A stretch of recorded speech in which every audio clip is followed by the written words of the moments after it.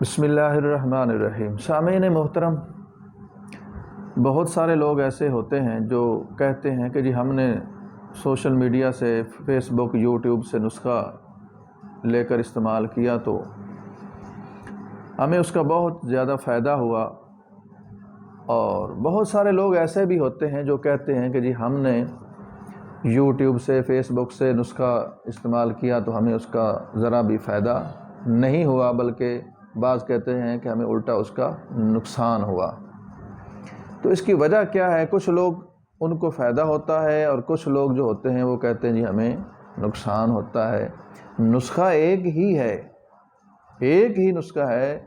بہت سارے لوگوں نے استعمال کیا، لیکن کچھ لوگ ایسے ہوتے ہیں وہ کہتے ہیں جی ہمیں بہت زیادہ فائدہ ہوا، اور کچھ کہتے ہیں کہ ہمیں اس کا نقصان ہوا، اور کچھ کہتے ہیں جی ہمیں نہ تو فائدہ ہوا اور نہ ہی اس کا کوئی نقصان ہوا۔ اس کی وجہ کیا ہے؟ کیا علامت ہو سکتی ہے کہ یہ نسخہ ٹھیک ہے اور یہ نسخہ ٹھیک نہیں ہے؟ کون سا نسخہ استعمال کرنا چاہیے اور کون سا نسخہ استعمال نہیں کرنا چاہیے؟ اس کی کیا پہچان ہو سکتی ہے؟ تو سامعین محترم، کوئی بھی چیز ہے، کوئی بھی نسخہ ہے، بذات خود نہ تو وہ بہت اچھا نسخہ ہوتا ہے اور نہ ہی وہ برا نسخہ ہوتا ہے، بلکہ اس کو اگر نقصان دہ بنایا ہے تو وہ استعمال کرنے والے نے یا کروانے والے نے بنایا ہے۔ اسی طرح ایک نسخہ وہ آپ کے لیے مفید ثابت ہوتا ہے، بہت زیادہ اس کے آپ کو اچھے اثرات ملتے ہیں، تو اس کی وجہ بھی وہ نسخہ استعمال کرنے والے یا کروانے والے کی وجہ ہوتا ہے کہ اس نسخے کو استعمال کروانے والے نے اس نسخے کو ان چیزوں کے مزاج کو سمجھ کر استعمال کروایا، اور جس پر استعمال کروایا جا رہا ہے یا کیا جا رہا ہے اس کے مزاج کو بھی سمجھ کر استعمال کروایا۔ جب دونوں استعمال کروانے والے یا استعمال کرنے والے اور نسخے کے مزاج کی آپس میں تطبیق ہو جائے گی، مزاج کے عین مطابق نسخہ ہوگا، تو یہی نسخہ بھلے وہ ایک ہی چیز کیوں نہ ہو، وہ ایک کالی مرچ ہی کیوں نہ ہو، یا ہلدی کا سفوف ہی کیوں نہ ہو، یا سادہ اجوائن یا سونف ہی کیوں نہ ہو، اگر ایک ہی چیز کو آپ مطلوبہ مریض یا انسان کے مزاج کو سمجھ کر اس کے مطابق تطبیق دے کر اس کو استعمال کروائیں گے تو یہی چھوٹی سے چھوٹی مفرد چیز بھی اس انسان کے لیے بہت ہی انتہائی مفید اور کارگر ثابت ہوگی۔ اور اگر مزاج کو سمجھے بغیر آپ استعمال کریں گے، فرض کر لو ایک مریض کا مزاج آلریڈی گرم ہے، تو اس مریض کو جب آپ لونگ، دار چینی یا اجوائن وغیرہ یہ چیزیں استعمال کروائیں گے تو وہ یہی چیزیں اس کے لیے نقصان کا باعث بنے گی۔ اسی طرح ایک انسان ہے، اس کا مزاج پہلے ہی تری والا ہے یا سردی والا ہے، تو ایسے مریض کو جب آپ بڑی الائچی استعمال کروائیں گے، سونف استعمال کروائیں گے، گل سرخ استعمال کروائیں گے، گلقند استعمال کروائیں گے، یہ ساری کی ساری تری اور ٹھنڈی والی چیزیں جو ہیں یہ استعمال کروائیں گے، تو الٹیمیٹلی اس کا نتیجہ نقصان ہی نکلے گا۔ تو اس کا مطلب یہ نہیں کہ سونف بری چیز ہے یا اجوائن بری چیز ہے یا لونگ، دار چینی جو ہم صبح و شام سالن کے اندر استعمال کرتے ہیں یہ بری چیز ہے۔ اس کا مطلب یہ نہیں ہے۔ دراصل مطلب یہ ہے کہ یہ جس انسان کو استعمال کروایا جا رہا ہے وہ ان چیزوں کے مزاج کے مطابق اس کی تطبیق نہیں ہو سکی، اس کی ایڈجسٹمنٹ نہیں ہو سکی،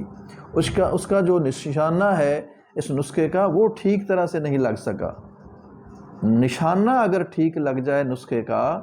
جہاں وہ لگنا چاہیے وہاں لگ جائے، تو ایک چھوٹی سے چھوٹی چیز بھی وہ آپ کے لیے انتہائی مفید، کارگر ہے، آپ کے لیے سونا ہے۔ اور اگر نسخہ ہو فرض کر لو 50,000 روپے کا، لیکن جس کو استعمال کروایا جا رہا ہے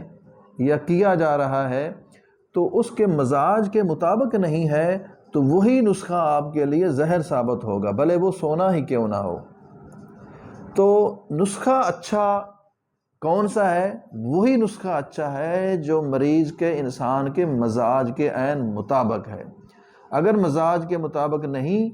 تو وہ سونا ہے، چاندی ہے، کوئی بھی چیز ہے، وہ آپ کے لیے انتہائی خطرناک اور نقصان کا باعث بن سکتی ہے۔ ایک دو چیزیں اور بھی نسخہ استعمال کرتے وقت ذہن نشین رکھنی چاہیے کہ جب بھی کوئی نسخہ استعمال کریں کوشش کریں کہ اس نسخے کے جو اجزاء ہیں، جو چیزیں ہیں، وہ کم سے کم ہونی چاہیے۔ ہم کیا کرتے ہیں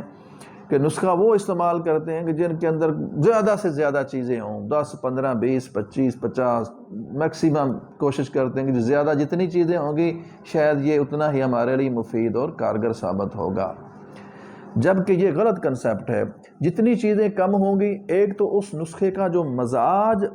بنانا ہوتا ہے وہ آسان ہو جائے گا، پتہ چل جائے گا۔ فرض کر لو 4 چیزیں ہیں، 3 ہیں یا 5 ہیں، تو تھوڑی چیزیں ہوگی تو اس نسخے کا جو مزاج متعین کرنا ہوتا ہے وہ آسان ہو جائے گا، پتہ چل جائے گا کہ اس نسخے کا یہ مزاج بن رہا ہے اور یہ اس کے افعال و اثرات ہوں گے۔ اور اگر چیزیں زیادہ ہو جائیں گی تو پھر اس کا جو ہمارے لیے جو کم علم والے لوگ ہوتے ہیں ان کو یا آپ جیسے لوگوں کو، عوام الناس کو، اس نسخے کا جو مزاج ہے وہ متعین کرنا ذرا مشکل ہو جاتا ہے۔ تیسری چیز جو ہے نسخہ استعمال کرنے سے پہلے جو ذہن نشین کرنی چاہیے وہ یہ ہے کہ جتنے بھی اجزاء ہوں اس نسخے کے وہ ایک ہی مزاج کے ہونے چاہیے اور ایک ہی قبیلے کے ہونے چاہیے۔ اگر اپوزٹ مزاج کے یا اپوزٹ قبیلے کے